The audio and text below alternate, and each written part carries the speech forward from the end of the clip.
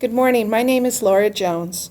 I'm the Director of Consumer Education and Outreach at the Rhode Island Parent Information Network. I'm here today in partnership with the Rhode Island Department of Health to talk to you about a toolkit for becoming a diabetes prevention recognition program. Here's a snapshot of what diabetes looks like in the United States. 21.1 million people have diabetes. That's about 1 out of every 11 people. And what is most alarming is that 1 out of 4 doesn't even know they have diabetes. Now let's talk about diabetes in Rhode Island. Data from 2014 shows that 9.4% of Rhode Islanders self-reported having a diagnosis of diabetes. The estimated number of adults in Rhode Island with undiagnosed diabetes is 30,800. The estimated total number of adults in Rhode Island with diabetes is 110,010. Current levels of diabetes are expected to significantly grow by the year 2050 if no action is taken because of the high rates of prediabetes. Now we're going to shift our attention from diabetes to prediabetes. 86 million American adults have prediabetes. That is 1 out of every 3. The scariest part of this is that 9 out of 10 people with prediabetes don't even know they have it. I've shared with you the national statistics for prediabetes. Now let's look at Rhode Island. 6.4% self-reported having prediabetes.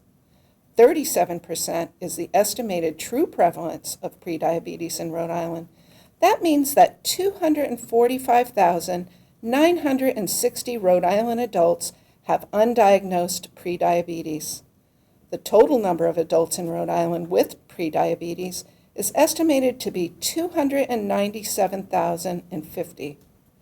The good news is that there's a program that can help people with prediabetes or those at risk for prediabetes. It's called the Diabetes Prevention Program. The Diabetes Prevention Program is an evidence-based lifestyle change program. It is recognized by the Center for Disease Control and supported by the Rhode Island Department of Health. It is designed for people who have prediabetes or those who are at risk for type 2 diabetes. It is a peer-to-peer program facilitated by a coach who supports the participants to make healthy lifestyle choices. The program includes group support and individual goals. This year-long program focuses on long-term changes and lasting results. Participants learn new skills, form new habits, and gain confidence. To deliver the Diabetes Prevention Program, any organization can attain CDC recognition as a Diabetes Prevention Recognition Program. In Rhode Island, there are currently 11 organizations who are recognized or in the process of becoming Diabetes Prevention Recognition Programs. These 11 organizations represent all sectors, including healthcare providers, an employer, and community organizations. Healthcare providers include Lifespan's Office of Community Health Services, Tri-Town Community Health Center, and Clinica Esperanza. An employer, Children's Friend, and community organizations include Progreso Latino, Martin Luther King Community Center, Benjamin Young Senior Center, Rhode Island Parent Information Network, YMCA of Greater Providence, West Bay Community Action, and Connecting Children and Families. There are 5 key steps to becoming a diabetes recognition program. Start by visiting the CDC website. Step 1. Review the CDC standards. This document outlines everything you need to know about becoming a diabetes prevention recognition program. Step 2. Do the capacity assessment. This is found within the CDC standards document. It is a self-assessment to see if your organization has the capacity needed to become a diabetes recognition program. Step 3. Apply for recognition. The application is very simple and includes demographics of your organization, asks for contact information, and asks about what curriculum you want to use. CDC provides a curriculum, but allows with approval organizations to submit alternative curriculums. Step 4, train staff as lifestyle coaches. Training is provided by the Rhode Island Parent Information Network. Step 5, report data collected annually to CDC. As an organization that is a diabetes recognition program, believe me when I tell you the process is simple and easy. In addition to the recognition program being simple, Rhode Island has a statewide system of support for new organizations. First, Rhode Island Department of Health, with the support of the National Association of Chronic Disease Directors, with input from stakeholders, is finalizing an action plan to scale and sustain diabetes prevention programs by developing goals and key action steps in the following 3 areas. Number 1, increasing screening of prediabetes by providers and referrals to the Diabetes Prevention Program. Number 2, increasing coverage of the Diabetes Prevention Program by employers. And number 3, and last but not least, increasing the number of organizations designated as diabetes prevention recognition programs in Rhode Island. This action plan will support new programs providing a connection between the healthcare system and programs and ensuring long-term sustainability with employers and insurers. Another statewide system of support is the Diabetes Prevention Program Stakeholder Network. The network consists of key partners engaged in implementing strategic actions to support the diabetes prevention program. The statewide action plan will be implemented with the guidance of the Diabetes Prevention Stakeholder Network and is a great support system to new organizations as it fosters best practices in delivering diabetes prevention programs in their communities. The network also works to mitigate any identified barriers. The Rhode Island Department of Health provides staffing to the network and supports recommendations made by this group. Another provided support is that of technical assistance and guidance. New organizations benefit from direct technical assistance from the Rhode Island Parent Information Network, an established diabetes recognition program.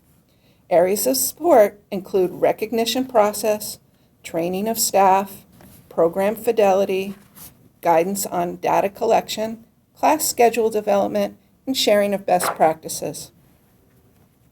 Support is provided for training of lifestyle coaches.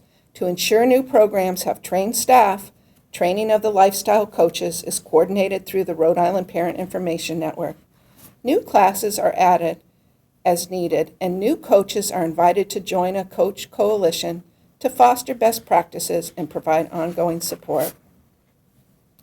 The statewide system of support also includes the Community Health Network.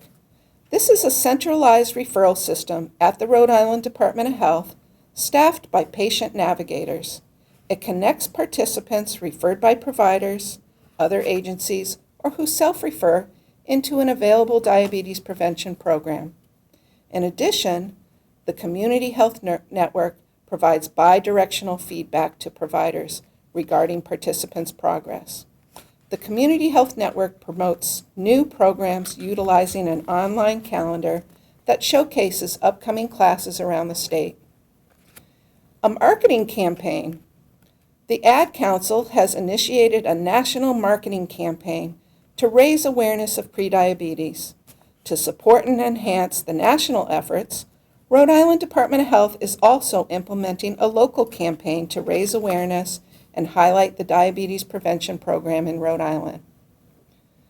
Through this system of support that includes education, awareness, technical assistance, training, strategic actions, through the Stakeholder Coalition, a new organization will not only be guided through the initial steps, but will continuously be supported at the local level, in addition to tools and resources offered by the CDC.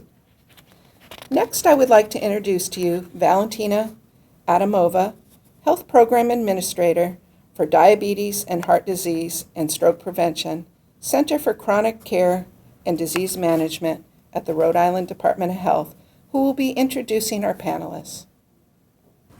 Next, we'd like to go through a panel discussion regarding what it means to be part of the Diabetes Prevention Recognition Program. My name is Valentina Adamova, and I'm a health program administrator with the Rhode Island Department of Health with the Center for Chronic Care and Disease Management. I'd like to introduce our panelists. First, we have a new diabetes prevention recognition program with the representative Amy Awad, who is the Associate Director from Progresso Latino. We also have an employer joining us, Children's Friends, represented by their Strategy Director, Lee Grassi. Additionally, we have a participant who has completed successfully the diabetes prevention program, Yvette Hack, and Maria Rossini, the director from the Benjamin Church Senior Center, who is also a new diabetes prevention recognition program. Now let's go to the panel discussion. I work for Progresso Latino, which is a community-based organization in Central Falls. And although we're based in Central Falls, we are a statewide agency. Our mission is to serve the immigrant and Latino population of Rhode Island. And we've had a minority health program since 1980.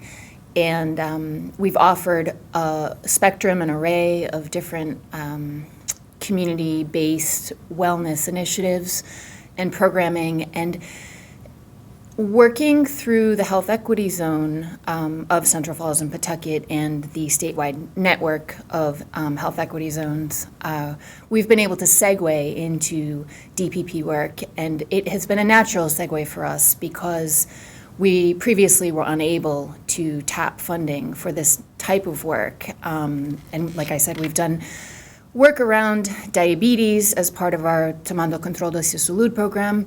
However, we've been unable to work on pre-diabetes, which we know drastically affects our population. So it's given us the opportunity to work in a new sphere of wellness with a population that desperately needs the services. At Children's Friend, we are a 183-year-old organization, and we're a founding member of the Child Welfare League of America. So we've been around for a long time. We have 420 employees caring for 38,000 people per year in the Providence area. And so to us, our employees are our most valuable resource, and we invest heavily in our employees. Part of that is the healthcare program that we provide to our employees is one of the best, and we offer a wellness programs because we genuinely care about our employees, and we want to, again, invest in them. So when the health department first approached us on making a program like this available, we were excited because it gave us a chance to really invest in wellness and to give employees a way to improve their health, to take a greater stake in their health. So we were very eager participants, and we're happy to invest in our employees. Hi, my name is Yvette, and I am so grateful for this program. I hesitated coming. My husband talked me into it because my mother was a double amputee. And I've been on diets all my life, and this is the best ever. I have lost 18 pounds with hardly trying by following the program. The commitment you need to make is realistic. They start slow with the exercise, 90 minutes at a time, a week, and then they increase it to at least 2.5 hours. So I've utilized the senior center for exercises with little cost. And they teach you good eating habits. The best part of the program that's different from all the others is counting the grams of fat, which I never looked at before. And it's just fantastic. It's a win-win. My name is Maria Orsini. I am the director at the Benjamin Church Senior Center in Bristol, Rhode Island. We were fortunate enough to be able to participate in this program through a HES grant that our town received, which is a Healthy Equity Zone grant. With our organization being a senior center, this is a great population to introduced this program, again, with type 2 diabetes, also hitting an older age population, 45 and over. It was a perfect opportunity for us to be able to offer to the community. I believe that through this program that individuals will learn to eat healthy, and through that they will also be able to make changes in their daily routine that will be just very simple for them to continue with the program that we will be offering. We offer different kinds of programs through our senior organization, so this is a great asset to our organization, and we will be able to introduce it to more people through the other particular programs that we have.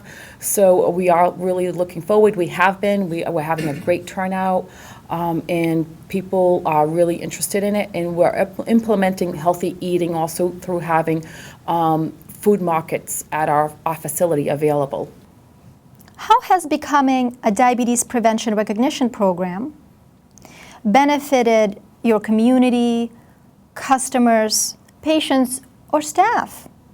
Or how has joining a diabetes prevention program benefited others in your life, such as friends or family? Progreso Latino is based in Central Falls. Central Falls is the only minority-majority city in the state, meaning that more than 50% of the population is identifies as Hispanic or Latino. And it's also the most disadvantaged, economically disadvantaged community in the state. It's the only one with a median household income of less than $30,000. So obviously our population, both in Central Falls and with the burgeoning immigrant communities of Pawtucket, Providence, and other parts of northern Rhode Island, have barriers to wellness, holistic wellness, as well as physical health equity. And those barriers include language, they include transportation, they include poverty. And in doing this DPP work, Progreso is able to make this program available and accessible to a population that might not otherwise be served through an employer-based program, for example. A lot of our population works multiple jobs, first and second shift or second and third shift jobs, often in factories or other service industries, and would not have access to this type of program otherwise. Low-income communities like Central Falls and parts of Pawtucket and Providence are often food swamps with lots of bodegas and convenience stores and not a lot of markets. There is no supermarket in Central Falls, for example. And with transportation also being a barrier, access to food is an issue that we're addressing as part of this program. So we are hoping to address the inequity in wellness for the immigrant and Latino community through DPP work.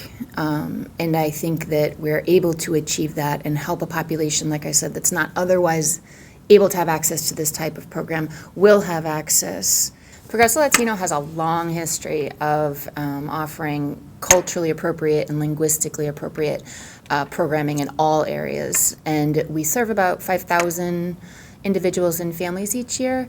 So we have an immediate pool with which we hold cultural collateral, and it's a group that is otherwise hard to target in terms of a program that is unfamiliar to the community. And we've used that cultural collateral to market it outside of our immediate circle, and we're getting a lot of calls and inquiries about the DPP work that we've started to do this year. And I think that ultimately our community will benefit because we're able to offer the program in both Spanish and English, and the CDC has been incredibly helpful, and the Rhode Island Department of Health has been helpful in providing the materials that we need to do it in both languages. I believe that the diabetes prevention program has already benefited us in the few months that we've participated. As individuals, we all know that we need to live a healthier lifestyle. But it's challenging. What we've been able to do with our employees is we've been able to customize, with the help of the health department, a program that meets them exactly where they are. We do it on-site, we do it during their lunch hour, and we do it as a healthy lifestyle program. We don't market it as a diabetes prevention program because a healthy lifestyle is something that we all need to adopt. So what the health department's been able to do is to reach so many of our employees. More than 25 of them have already met their goal within 4 months of being in the program. And we also have individuals who've participated in the program who want to become certified trainers so that we're able to bring this to more employees in the fall and even to our clients. So it's really part of our culture, and it's enhanced the whole culture of our organization, for not only for our employees, but we're looking forward to providing to our clients as well. Absolutely. I have 6 children, and I set an example. They know what their grandmother went through with his double amputee, and this program has helped so much in getting over roadblocks of making excuses. They help you get through that so you don't make excuses and you do the right things, and I can set an example for my children. And the nice part of this program, how it breaks it up chapter by chapter, and it doesn't overwhelm you, so you can conquer each step and go forward onto the next for success. This is how the Rhode Island Parent Network program has helped us. It has taught us how to engage our staff in the DPP program. Our staff is really has been excited. I can see the changes in the daily routine that they're doing as far as their eating, when it comes to lunch participation, how they're communicating and working together, and it gives them a goal also, and they're supporting one another. So it's been a wonderful program in our community and just also within our staff. It gives individuals the encouragement that they can do. They have support from one another. And I have heard from not just the staff, but also through our volunteers that we have in our office, that it's motivated them. And it's giving them their self-worth back. And I think it's just a great asset to have this also including our volunteers on our staff. Would you recommend becoming a diabetes prevention recognition program to other organizations in Rhode Island? I'm speaking from the perspective of a community-based organization because I work for Progreso Latino. We all have unique populations that we serve, and I think that whereas Progreso Latino is poised to serve the immigrant and Latino Spanish-speaking population of Northern Rhode Island, there are CBOs or community-based organizations to the south or to the east that will have language-specific or income-specific populations that can be served. And I think that it's the responsibility of employers versus CBOs to make the program available in a different way than what we're doing. Could you share your experience either as an organization or as a participant with the process to become recognized or with the structure of the program? Our program started with what our employees needed, and that's a healthy lifestyle program. And the beauty of this is that working with the Department of Health and Rhode Island Parent Information Network, they designed a program to give our employees what they needed. And that grew organically. It gave the employees what they needed, and then people who participated in the program selected to become lifestyle coaches, and they were trained by the Rhode Island Parent Information Network. So it just grew organically. Really, the certification process for us comes at the end of the process rather than the beginning of the process, and that's just another way that the health department customized and tailored the program to us. They made it work for us rather than to putting any requirements on the front end, and that's what we really appreciate because the program was customized to us. And we do want to complete the certification because as an organization that runs evidence-based programs for our clients, we understand the value of being faithful to the model and implementing all of the essential elements of it. But the paperwork or any other requirements have never been a burden. They've always accommodated our needs. It is such a wonderful program. Awareness is the key to life, and this diabetic prevention program gives that awareness, and it does it in such a beautiful way, chapter by chapter, to help you overcome obstacles that you've been making excuses for. And as a group, in the group, we share with each other and we help each other. When somebody says, well, I can't do this because this is the, well, then they give suggestions which could or might help. And it's a wonderful, we look forward to it every week. It's really a good program. This has been a great experience in working with the state through the RIPEN, through the Rhode Island Network Parent Program, through the Department of Health, through our partners with, again, the HES program, the Healthy Equity Zone, has really been wonderful. It's a great asset to our community. I am looking forward to continue with it. I hope that others participate and help us, with the prevention part of it, that it just doesn't affect our elderly. It's not just our senior population. It happens to be the younger population. I myself is actually a candidate for this program. And through that, I will be able to educate others. And one of our biggest concerns also in our town is the Portuguese population.